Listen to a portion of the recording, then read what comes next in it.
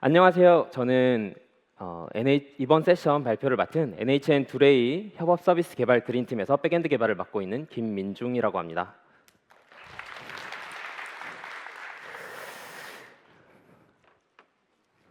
네. 저는 오늘 클린 아키텍처 애매한 부분 정해드립니다라는 제목으로 발표를 진행할 텐데요. 일단 대상은 처음 클린 아키텍처를 공부해 보려고 하신 분이나 아니면 공부를 해보려다가 뭔가 좀 헷갈리는 부분이나 그런 것들이 많아서 중도에 포기하신 분들이나 아니면 막상 조금씩 적용을 해보고 공부를 해보고 있는데 뭔가 이게 맞나 싶은 그런 지점들이 많은 처음 초급자분들 대상으로 발표를 진행하겠습니다. 네. 클린 아키텍처 애매한 부분 정해드립니다. 저는 오늘 발표의 목적을 애매한 부분을 정해드린다고는 했는데 애매한 부분을 정해드린다고 말씀드린 이유는 이 클린 아키텍처가 굉장히 중요하고 적용해보면 좋은데 실제로 적용을 해보면 애매한 지점들이 많아요.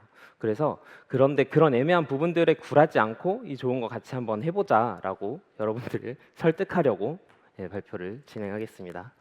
제가 발표를 진행할 목차는 이렇게 되는데 먼저 클린 아키텍처를 적용하자고 말씀을 드리려면 소프트웨어 아키텍처가 왜 중요한지 얼마나 중요한지에 대해서 먼저 말씀을 드리고 그 다음으로 좋은 아키텍처, 그 중요한 아키텍처를 잘 구성하는 방법은 뭔지 말씀을 드리고 그 다음에 클린 아키텍처는 그래서 뭔지 클린 아키텍처에서 애매한 부분들은 어떤 것들이 있는지 소개를 드리려고 합니다. 책을 이제 기반으로 해서 클린 아키텍처라는 이제 바이블 처음 클린 아키텍처라는 개념을 제시한 로버트 마틴의 책과 그 다음에 그 쿡북이 있어요. 만들면서 배우는 클린 아키텍처라는 이제 톰 홈버그라는 저자가 쓴 책에 많이 기반을 해서 발표를 준비했습니다. 먼저 클린 아키텍처가 되게 중요하고 좋다라고 말씀을 드리려면 소프트웨어 아키텍처 자체가 중요하다는 말씀을 먼저 드려야 될 것 같아요. 근데 아키텍처가 중요하다는 말씀을 드리려면 아키텍처가 뭔지부터 알아야겠죠. 아키텍처는 소프트웨어가 제공하는 가치, 기능과 구조 중에 구조에 해당합니다. 그런데 이 소프트웨어가 제공하는 가치에 기능은 보통 동의를 하실 텐데 구조가 과연 소프트웨어가 제공하는 가치가 맞냐라는 생각을 하실 수 있어요. 보통 우리는 기능에 집중을 하죠. 뭔가 개발을 시작한다고 하면 이 기능을 어떤 기능을 제공할 건지 얘기를 하고 그 기능을 잘 돌아가게 제공하는 데 집중을 합니다. 하지만 이 엉클밥은 클린 코드와 클린 아키텍처 책을 쓴 로버트 마틴의 별명인데요. 이 엉클밥이 발음하기가 좀 편해서 엉클밥이라고 표현을 했습니다. 구조가 더 중요하다고 얘기를 해요. 기능보다 구조가 더 중요하다. 근데 여기에 동의를 하지 못하시는 분들이 굉장히 많을 것 같아요. 저도 이게 우리는 보통 기능에 초점을 맞춰서 소프트웨어 개발을 하는데 우리는 구조를 잘 만들면 개발하기 좀 수월하긴 하지만 이게 제공하는 가치에 해당하는 게 맞냐? 이거를 제가 조금 쉽게 비유적으로 한번 설명을 드려볼게요. 우리가 흔히 접하는 코드는 보통 회사에서 이 코드 진짜 깔끔하다 이렇게 생각해 보신 적 있나요? 네. 보통은 깔끔한 코드도 있을 수 있죠. 근데 보통은 코드 왜 이렇게 복잡해? 이 부분 왜 이렇게 돼 있어? 이런 푸념들을 늘어놓으면서 개발하는 경우가 상당히 많습니다. 그런 코드를 우리가 흔히 접하는 그런 좀 복잡한 구조의 코드를 이제 기능은 이 방에 들어있는 물건들, 가구들, 그리고 구조는 이 물건들이 어떤 식으로 배치가 되어 있는지 그런 것들에 비유를 해서 설명을 드리자면 이 방에 기능들이 되게 많이 있죠. 그런데 배치는 그냥 엉망진창이에요. 여기에 새로운 기능을 추가한다고 해봅시다. 새로운 기능을 가습기라고 정의를 하고 가습기를 여기에 놓는다고 하면 일단 빈 공간이 없죠. 그러면 어딘가 가습기를 정할 공간을 정하고 만약에 가운데 저기 책 같은 게 쌓여있는 저 부분에 가습기를 놓는다고 하면 일단 저거를 치워야 돼요. 정리를 일단 먼저 하고 그 다음에 가습기를 놓고 또 콘센트 어디 있는지 찾아서 콘센트 꽂아야 되죠. 이런 상태가 구조가 엉망인 상태입니다. 그렇다면 우리가 이상적으로 생각하는 코드는 보면 딱 봐도 와 싶은 정말 깔끔한 상태죠. 기능들, 저 안에 물건들과 가구들이 적절히 잘 배치되어 있고 굉장히 깔끔해요. 여기에 가습기를 놓는다고 하면 가습기 그냥 빈 공간에 두면 됩니다. 네, 어려울 게 없죠. 기능을 더하는데. 그런데 이런 상태를 우리가 실제로 개발하면서 접할 수 있을까요? 접할 수 있습니다. 그거는 프로젝트를 처음 시작할 때 여기 딱 봐도 기능이 별로 없죠. 기능이 별로 없는 상태에서는 이렇게 굉장히 깔끔한 상태의 미니멀 라이프를 추구해 볼 수도 있죠. 하지만 소프트웨어가 이 프로그램 프로젝트가 오래되다 보면 기능이 계속 더해집니다. 계속 더해지는 그 수많은 기능들을 이런 상태로 유지하는 건 불가능하죠. 그래서 이런 상태를 목표로 둬서는 안 돼요. 우리가 목표로 둬야 될 건 이런 상태라고 생각합니다. 이 안에 물건들이나 가구들이 굉장히 빼곡하게 배치가 되어 있는데 나름의 질서가 있죠. 맨 처음에 봤던 그 방의 배치와는 달라요. 여기에 가습기를 놓는다고 하면 가습기를 놔야 될 위치, 적당히 빈 공간도 있고 이 어디쯤에 콘센트가 있을지 감도 와요.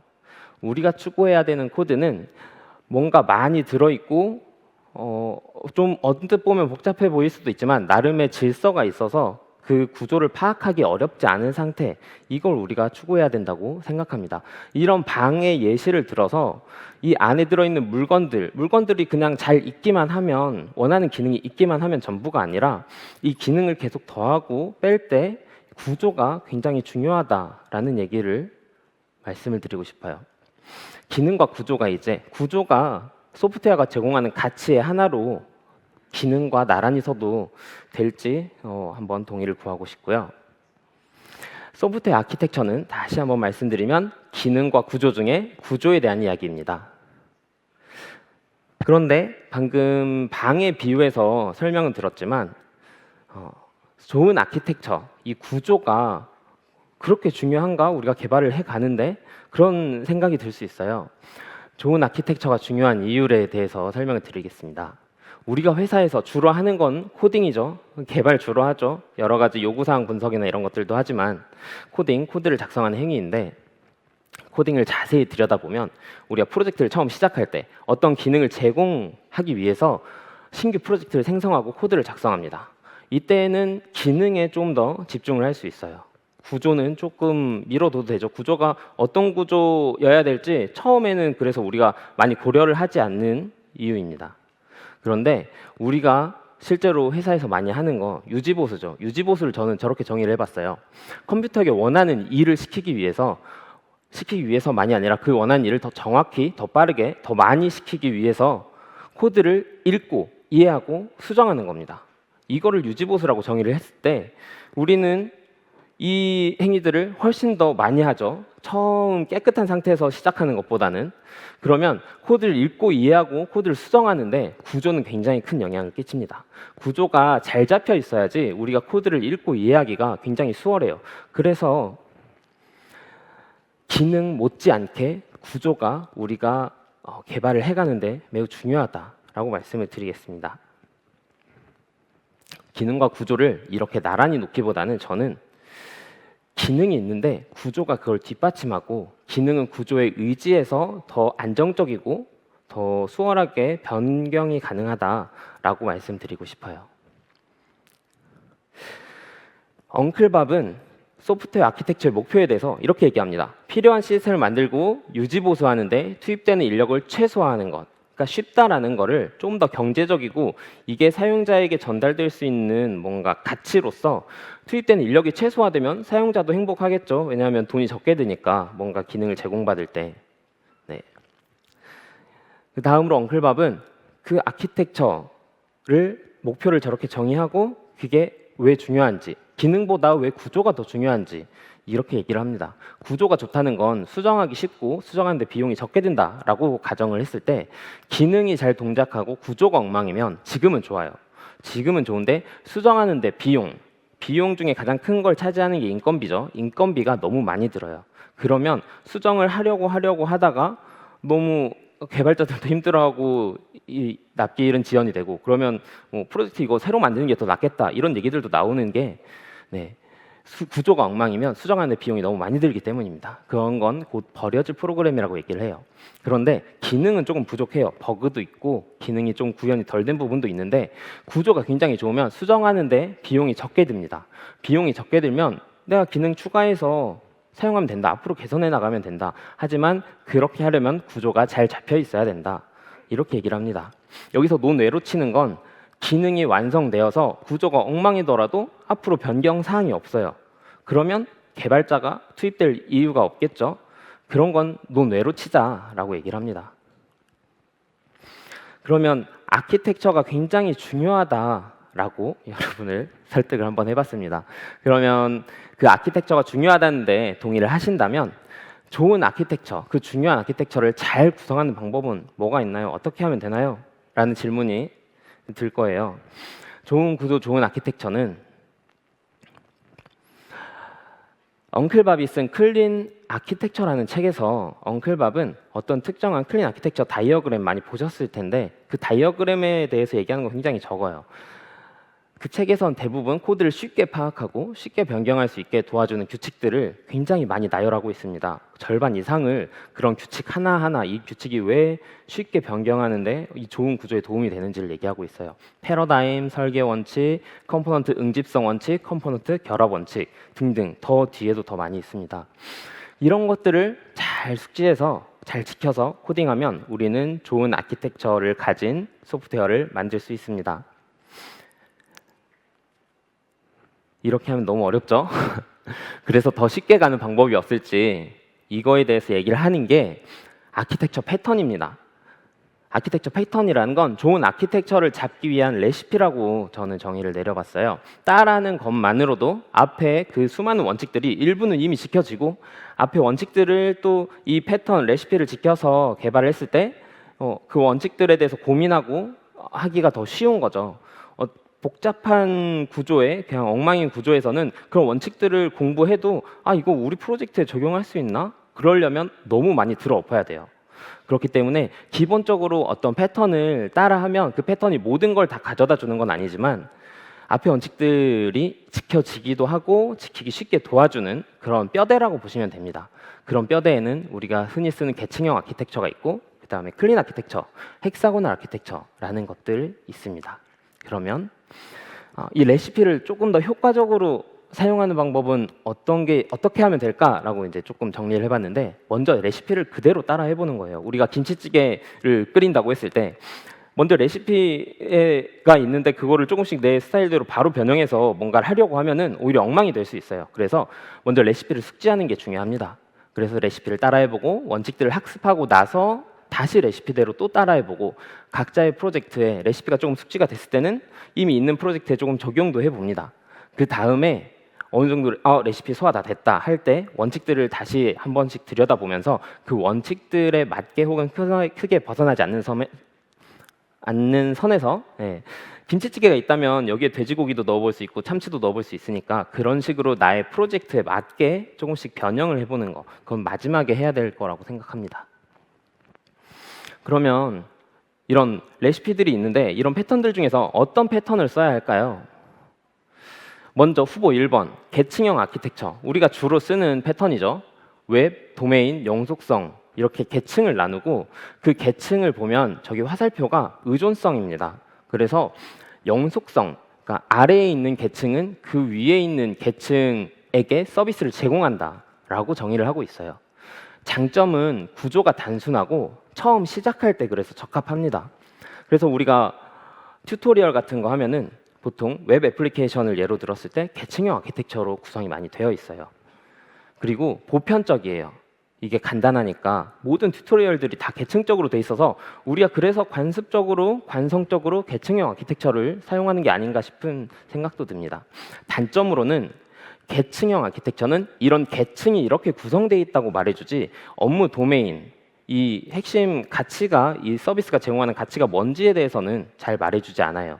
그리고 소프트웨어가 커지고 복잡해지면 계층을 크게 웹 애플리케이션이라고 예를 들었을 때 맨 위에 컨트롤러, 그 다음에 아래에는 도메인 모델이나 서비스, 영속성 쪽에는 리파지터리 이런 식으로 크게만 나눠 놓으면 이 소프트웨어가 커졌을 때 클래스들이 한 곳에 너무 많은 것들이 들어있기 때문에 구조화가 잘 되지 않습니다. 그리고 마지막으로 데이터베이스 주도 설계를 유도한다. 저자는 이렇게 얘기를 하고 있어요. 데이터베이스 주도 설계를 유도하는 이유는 맨 아래 영속성이 있죠. 이게 의존성에 맞게 차츰차츰 개발을 해 나가려면 먼저 영속성에 대해서 개발을 해야 돼요. 영속성에 대해서 정의를 하고 우리가 흔히 하는 방식이 이 데이터베이스 DB 스키마 정의해보고 JPA 엔티티 만들어보고 그렇게 해서 영속성부터 쌓아 올리죠. 그렇기 때문에 데이터베이스 주도 설계를 유도하게 됩니다. 클린 아키텍처, 이쪽 다이어그램 많이 보셨을 거예요. 그런데 이 다이어그램에 대해서는 조금 이따가 설명을 드리고 저쪽 계층으로 나눈 부분을 먼저 보시면 될 것 같아요. 계층형 아키텍처하고 굉장히 비슷해요. 하지만 도메인이 중심이 됩니다. 클린 아키텍처의 핵심은 도메인을 중심으로 주인공으로 삼는다는 겁니다. 도메인을 중심으로 삼는 방법은 의존성 역전을 이용합니다. 의존성 역전은 이제 인터페이스 다형성을 이용해서 의존성을 거꾸로 올라가게끔 만들어주는 거죠. 장점은 규칙이 단순해요. 계층적으로 나눈다 플러스 의존성은 주인공, 도메인, 핵심 가치를 향해야 된다. 이 두 가지 규칙을 가지고 있고요. 또 하나의 장점은 도메인이 세부 사항에 의존하지 않는다. 앞에서 보면 도메인이 영속성이라는 데이터베이스인지 파일인지 모를 뭔가 세부 사항에 의존을 하고 있죠. 그런데 잠시만요. 도메인이 세부사항에 의존하지 않아서 DDD를 적용하기도 용이하고 비즈니스 규칙 개발할 때 비즈니스 규칙에 집중하기가 쉽습니다. 단점으로는 패키지 구조가 아무래도 계층형 아키텍처보다는 좀 더 복잡합니다. 그리고 익숙하지가 않아요. 우리가 흔히 맞닥뜨리는 아키텍처와는 좀 다르기 때문에 익숙하지 않아서 처음에는 좀 더디게 느껴지기도 하고 좀 어렵게 느껴질 수 있어요. 그리고 그만큼 레퍼런스도 좀 적습니다. 그럼 여기에서 앞에서 말씀드렸던 이 두 가지 후보 중에 계층형 아키텍처가 아니라 오늘 클린 아키텍처에 대해서 말씀을 드려보겠습니다.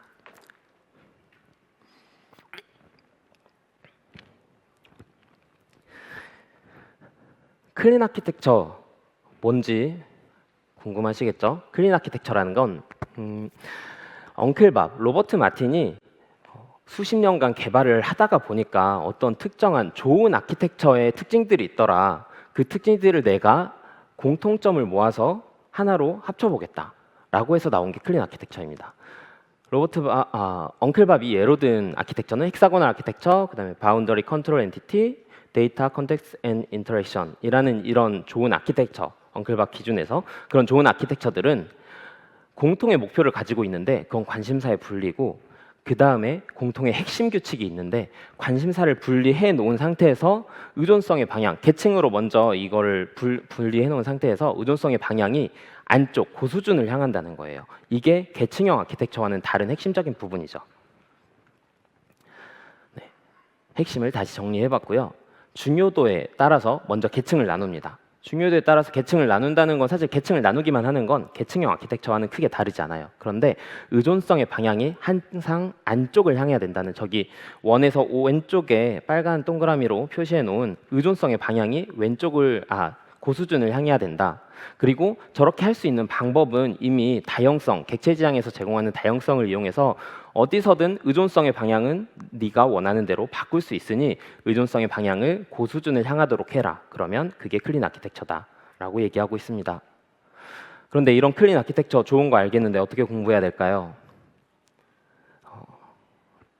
네, 클린 아키텍처에 대한 두 가지 책을 제가 아까 예로 기반으로 해서 이 발표를 준비했다고 말씀드렸는데 이 두 가지 책, 클린 아키텍처는 로버트 마틴이 지었는데 엉클밥이라고도 하는 유형은 바이블입니다.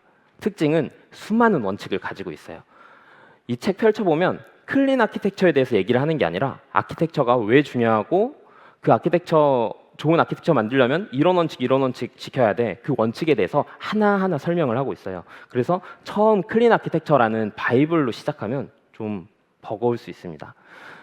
그래서 쿡북으로 먼저 접해보는 걸 권해드리고 싶은데 톰 홈버그라는 요즘에 좀 핫한 저자예요. 스프링 이 컨퍼런스에서도 매년 발표를 하고 있는 저자인데 만들면서 배우는 클린 아키텍처라는 책을 냈어요. 굉장히 얇아요.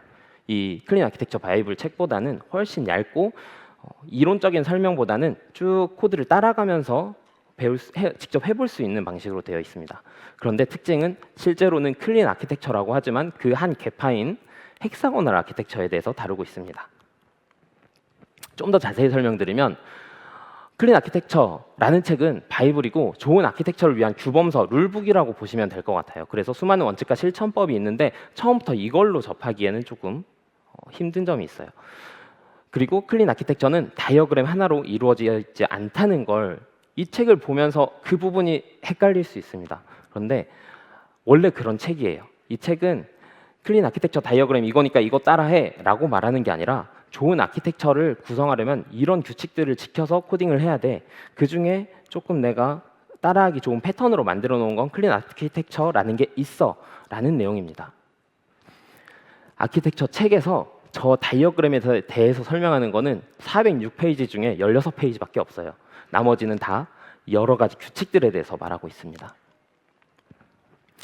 다음으로 톰 홈버그가 쓴 이 아주 얇은 쿡북 클린 아키텍처 만들면서 배우는 클린 아키텍처라는 책은 클린 아키텍처를 위한 실천서라고 보시면 될 것 같아요. 규범서보다는 실천서고 실제로는 헥사고널 아키텍처를 다루는데 애매하지 않고 단정적인 말투를 써요. 그래서 따라가기 쉬운데 처음에 쭉 따라하면서 기본 개념, 그러니까 문제를 일단 먼저 풀어보는 식으로 생각하시면 좋을 것 같습니다.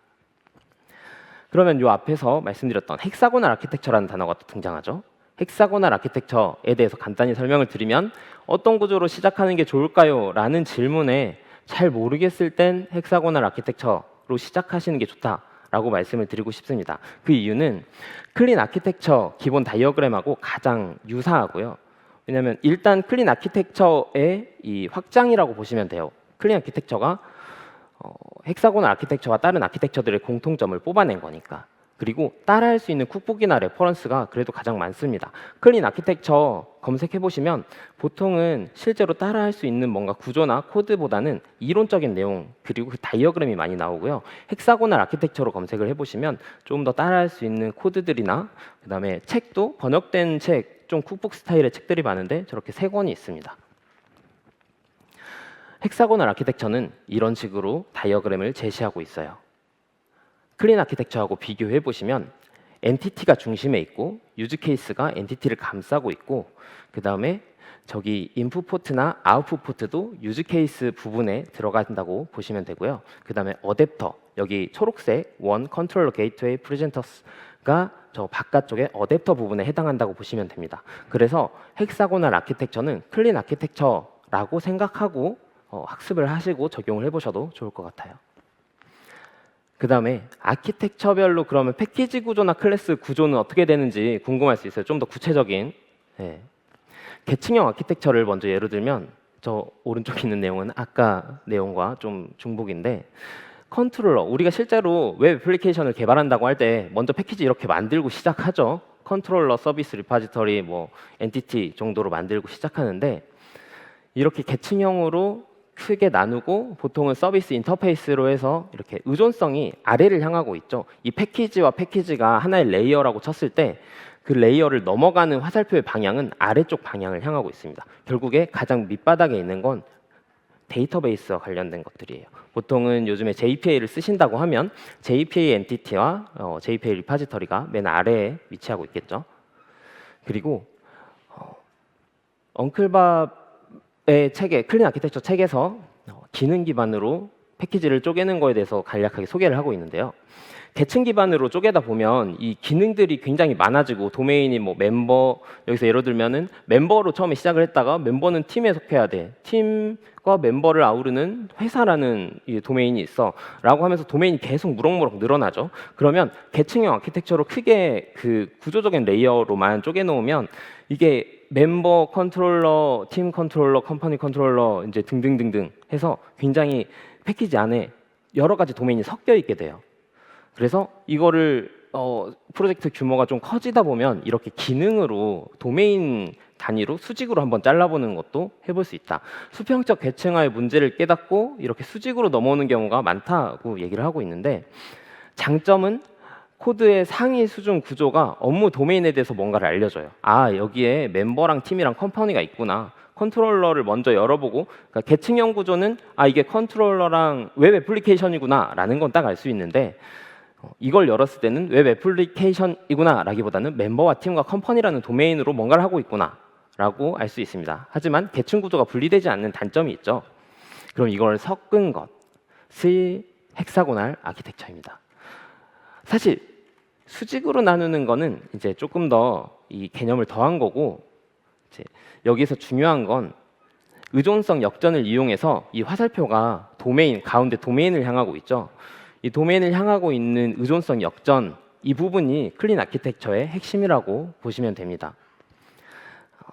단점으로는 클래스와 패키지 구조가 좀 더 많아지죠. 아무래도 기본적인 데이터 흐름에 따라서 이 패키지나 이런 클래스의 의존성을 정의한 게 아니라 이걸 뭔가 역전을 시켜서 우리가 중요한 것을 더 중요하게 다루기 위해 집중해보자 라는 거니까 패키지 구조나 클래스 구조가 좀 더 복잡해집니다.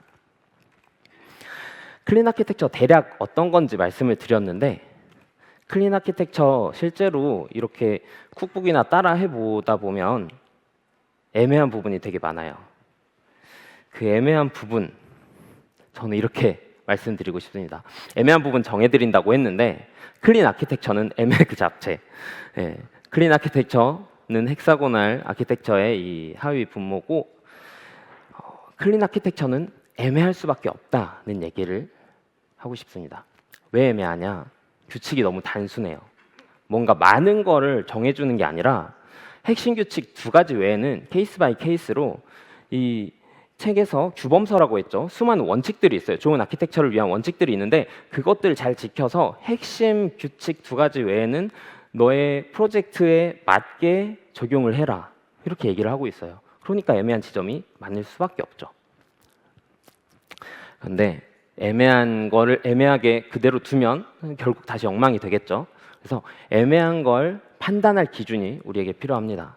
먼저 첫 번째로 아까 아키텍처의 목표에 대해서 정의한 내용입니다. 그 아키텍처의 목표에 부합하는지가 중요하겠죠. 이 아키텍처에 대해서 뭔가 애매한 걸 결정할 때. 그리고 두 번째로 클린 아키텍처의 핵심 규칙입니다. 클린 아키텍처 사실 2번을 어기면 애매한 게 생겼는데 2번에 맞는지 아닌지 판단해 보다가 2번을 어긴다면 그건 클린 아키텍처라고 할 수는 없어요. 그냥 그 프로젝트에 맞는 아키텍처를 선택한 거죠. 그리고 세 번째는 2번에 따라서 넘어오는 건데 2번이 좀 헷갈릴 수 있는데 세부 사항이 변경이 돼도 핵심 규칙, 도메인에 크게 영향을 미치지 않는지 한번 따져보는 게 좋습니다. 그 다음으로는 클린 아키텍처의 가장 좋은 중요한 가치 중에 하나는 이렇게 잘 쪼개놨고 더 중요한 것을 향해 있기 때문에 중요한 걸 테스트하기가 좋다고 말하고 있어요. 그래서 뭔가 이 부분을 어떻게 하는 게 좋을까라는 헷갈리는 부분이 생겼을 때 테스트하기가 뭐가 더 좋은지 한번 생각해 보시는 게 좋을 것 같아요. 그리고 나서 마지막으로 클린 아키텍처에서 제시하는 수많은 원칙들을 계속 읽으면서 숙지하면서 그 원칙들에 뭔가 어긋나지 않는지, 이 원칙들에 잘 들어맞는지 그 원칙들에 비추어서 한번 판단해 보는 게 이제 마지막으로 뒀습니다. 가장 어렵고 복잡한 부분이라서. 시작할 때 애매한 것들이 있어요. 클린 아키텍처를. 클린 아키텍처 이렇게 말씀드리면 그럼 클린 아키텍처 쓰면 항상 좋냐 이런 질문 하실 수 있는데 이럴 때는 안 쓰는 게 좋다라는 말씀을 드리고 싶은 게 소규모의 프로젝트 진행할 때, 그러니까 아키텍처라는 게 좋은 구조는 이 코드를 다시 읽고 이해하는 데 굉장히 도움이 된다고 했잖아요. 근데 아키텍처에 대해서 많이 신경 쓰지 않아도 코드가 그냥 눈 감고 떠올려도 아 이거 이렇게 있고 이렇게 구성돼 있구나라고 충분히 이 로딩이 되는 상태의 이 작은 프로젝트에서는 굳이 쓰지 않아도 좋습니다. 하지만 만약에 팀원들과 학습을 하기 위해서라면 작은 프로젝트에도 적용을 해봐야겠죠. 그리고 개발자 모두가, 이 프로젝트 팀원 모두가 이 클린 아키텍처를 이해하고 있지 못하거나 아니면 같이 이거 쓰자라고 정의하지 않았을 때는 쓰지 않는 게 좋습니다. 왜냐하면 클린 코드 같은 경우에는 이 특정 부분의 코드 퀄리티에 대한 거기 때문에 나 혼자서 조금 더 공부해서 좋은 코드를 코딩을 해볼 수도 있어요. 그런데 클린 아키텍처는 이 프로젝트 전체의 구조에 관여를 하는 거기 때문에 내가 이거 공부했어. 그래서 이거 진짜 좋으니까 적용했어. 하지만 이 프로젝트를 같이 개발하고 있는 다른 개발자는 이거 한다고 동의한 적도 없고 잘 알지도 못하는데 이렇게 적용해버리면 이게 자기는 고생은 고생대로 하고 욕은 욕대로 먹는 상황이 올 수 있겠죠. 그러면 아까 이제 패키지나 코드들이 좀 더 복잡하다고 말씀드렸는데 코드는 얼마나 늘어나나요? 제가 저 혼자 뭔가 좀 회사에서 좀 작은 거라서 클린 아키텍처를 한번 적용해 봤을 때 라인 수나 파일 수나 패키지 수가 얼마나 늘어나는지 한번 통계를 내봤습니다. 라인 수는 별로 안 늘어나죠. 15% 늘어났어요. 그리고 파일 수는 50% 정도 늘어났는데 파일 수가 좀 늘어난 이유는 수직으로 자르는 것들 때문이에요. 그리고 인터페이스가 중간중간에 조금 더 들어가기 때문에 계층 구조를 좀 더 확실하게 하기 위해서 인터페이스가 들어가는 것들 때문에 파일 수가 좀 늘어납니다. 그런데 패키지 수가 굉장히 많이 늘어납니다. 거의 한 4.28배라고 했는데 패키지 구조가 굉장히 많이 늘어나요. 라인 수나 파일 수보다. 구조에 대한 이야기이기 때문이죠. 비교를 굳이 해보면 여기 컨트롤러, 도메인 리파지터리 서비스, 서비스 인풀 이런 식으로 기본적으로 도메인 하나에 대해서 구성이 돼 있다고 할 때 헥사고널 아키텍처는 저런 식으로 패키지를 더 세분화해서 쪼갭니다. 세분화해서 각각의 계층을 좀 더 분명하게 나타내기 위함이에요. 근데 이렇게 꼭 패키지 많이 만들어야 되냐라고 하면 저는 이렇게 말씀드리고 싶습니다. 우리가 방을 정돈된 상태로 유지하려면 수납 가구도 들여놓고 정리정돈도 해야 돼요. 그런데 아무것도 노력은 하지 않고 가구도 안 들여놓으면서 구조 깔끔했으면 좋겠다 이렇게 생각하면 좀 욕심이죠. 그래서 패키지와 클래스 구조들이 좀 더 늘어나는 건 우리가 좋은 구조를 갖기 위해서 유지하기 위해서 감수해야 되는 거다라고 말씀드리고 싶습니다. 그리고 아까 말씀드린 부분 중에 내가 작업하는 부분에만 적용해봐도 되나요? 라는 의문이 들 수 있는데 팀 구성원이 전부 합의하고 진행해야 됩니다. 코드 일부가 바뀌는 게 아니라 구조가 바뀌고 다른 개발자가 이걸 이해하지 못하면 불평할 수 있어요. 그리고 따라오지 못할 수도 있어요.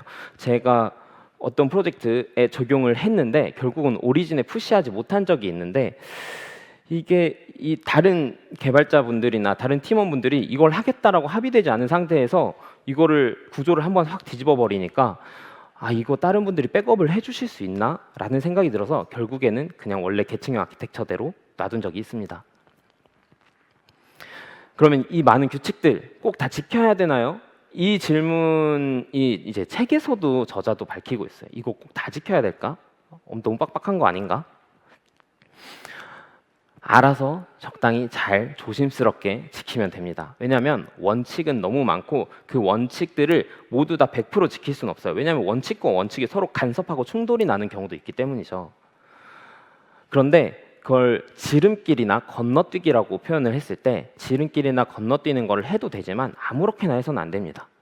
처음부터 지름길로 가면 나중에 다시 정석대로 할 때 잘 못할 수도 있고 학습을 할 때 일단 정석대로 하는 게 뭔지를 내가 체득을 해야지 이 부분은 좀 지름길을 할 거야, 이 부분은 조금 이런 식으로 계층을 좀 불분명하게 쪼개서 조금 더 간소화시킬 거야 라는 걸 할 수 있고 다시 정석대로 해야 될 때는 정석대로 돌아갈 수 있어요. 그리고 언제 정석대로 다시 돌아 나올지 또 항상 주시를 해야 됩니다. 코드에서 프로젝트는 계속 규모가 커지잖아요. 그리고 어느 부분이 지름길인지 코드에 표시를 해둬야 된다고 생각합니다. 주석 같은 걸 이용해서 이 부분은 내가 정석대로 하지 않고 지름길을 썼지만 이런 단점이 있고 이런 장점이 있습니다 라고 그 클래스 같은 상단 주석에 표시를 해놔야지 나중에 다른 개발자가 봤을 때 이 부분은 지름길이었구나 라고 쉽게 판단할 수 있겠죠.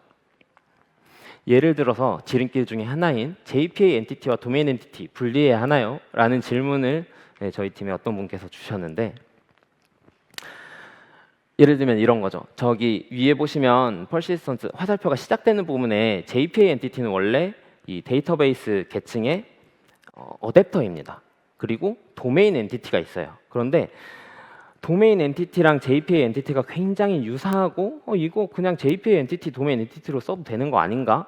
라고 생각을 하고 저렇게 도메인 엔티티 삭제하고 JPA 엔티티를 도메인 계층으로 가져와서 쓸 수도 있습니다. 의식적으로. 그런데 이걸 다시 고민을 해보니까 이렇게 하나로 쓰면 클래스나 패키지 구조는 단순화되는데, 그리고 영속성 계층이랑 도메인 계층이 그냥 하나로 붙어버리는 효과가 부작용이 있죠.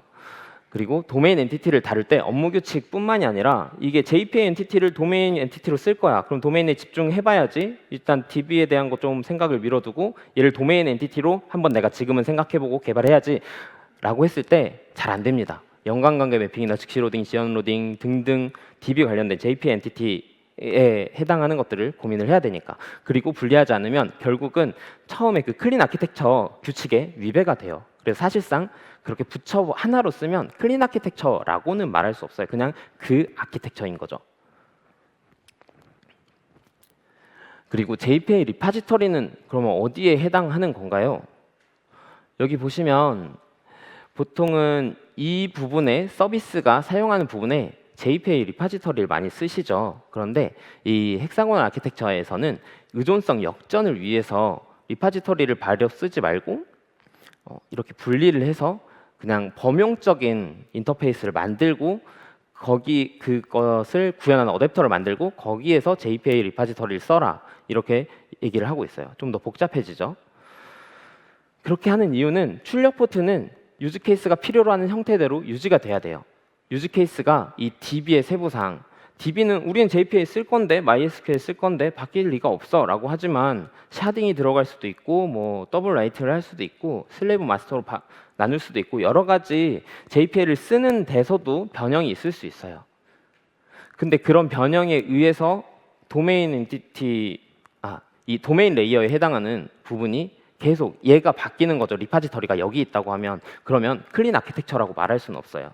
이 DB의 세부상에 의해서 도메인 레이어가 계속 간섭을 받고 영향을 받는 거니까요. 그래서 처음에는 시작할 때는 여기에 JPA 리파지터리를 두더라도 출력 포트 로직이 한 번의 호출로 해결되지 않게 되면 그냥 리파지터리 호출 한 번으로 끝나는 게 아니라 리파지터리 여러 번 호출하거나 뭔가 다른 부가적인 것들이 들어가야 된다고 하면 이렇게 나눠서 쓰는 게 좋습니다. 그리고 유즈케이스가 유즈케이스를 호출해야 될 때, 그러니까 서비스에서 다른 서비스 호출하는 거죠. 컴포넌트를 이렇게 쪼개서 별도 코드베이스로 나눠서 API로 제공한다거나 하지 않는 거라면 직접 호출하는 게 괜찮다고 생각합니다. 왜냐하면 직접 호출해도 의존성 규칙에 위배되지 않아요. 서비스가 서비스 레이어를 호출하는 건데 이게 거꾸로 내려가거나 하진 않잖아요. 그래서 의존성 규칙에 위배되지는 않는데 이렇게 했을 때 주의사항은 이 서비스 레이어끼리 간결합이 되지 않게 주의해야 됩니다. 그러니까 의존성이 서로 순환되지 않게 한쪽 단방향으로 흐를 수 있게 주의를 해야 된다는 점. 그 부분은 클린 아키텍처의 이 좋은 아키텍처를 위한 규칙에 있는 내용입니다. 그리고 유즈 케이스를 꼭 인터페이스로 뽑아야 될까요? 네, 요거 많이 실제로 계층형 아키텍처로 구현할 때도 많이 생각하시는 부분이죠. 어차피 서비스 만들고 서비스 인풀 만들 거면 그냥 서비스 인풀만 만들어도 되지 않나? 라고 생각을 할 수 있는데 저는 인터페이스로 뽑는 게 좋다라고 말씀을 드리고 싶어요. 왜냐하면 저 인터페이스는 컨트롤러가 세부 사항이 그러니까 방향이 바뀌는 건 아니에요. 방향은 정방향으로 제대로 잘 돼 있는데 이 도메인을 보호하는 것만큼 컨트롤러도 이 도메인에 대해서 보호를 받아야 된다. 그게 중요성은 좀 더 낮을지라도 이렇게 얘기를 합니다. 그래서 컨트롤러가 서비스의 구현에 대해서 너무 알지 못하도록 막기 위해서 존재하고, 그 다음에 인터페이스는 딱 봤을 때 어떻게 보면 API의 스펙 같은 거라고 볼 수 있을 것 같아요. 그래서 스펙을 먼저 정의하고 이 세부사항을 구현하고 할 때 우리가 뭔가를 논의하고 이게 잘 정의돼 있는지를 볼 때 스펙을 먼저 보잖아요. 그런데 스펙이 없고 바로 구현체만 있다고 하면은 그 메소드 이름이나 그런 것들만 따로 골라서 봐야 돼요. 그런 것들을 좀 스펙을 따로 분리한다는 측면에서도 인터페이스를 따로 뽑아내는 게 좀 더 이 좋은 구조를 잡기에는 유리한 것 같습니다. 결론, 애매한 것들을 조금 정해보면서 여기까지 왔는데요.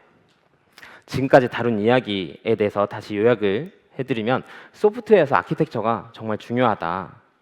왜냐하면 우리는 그 소프트웨어를 기능을 개발하기 위해서 기능을 제공하기 위해서만 쓰는 게 아니라 이 개발자는 계속 소프트웨어 프로그램 코드를 읽어요.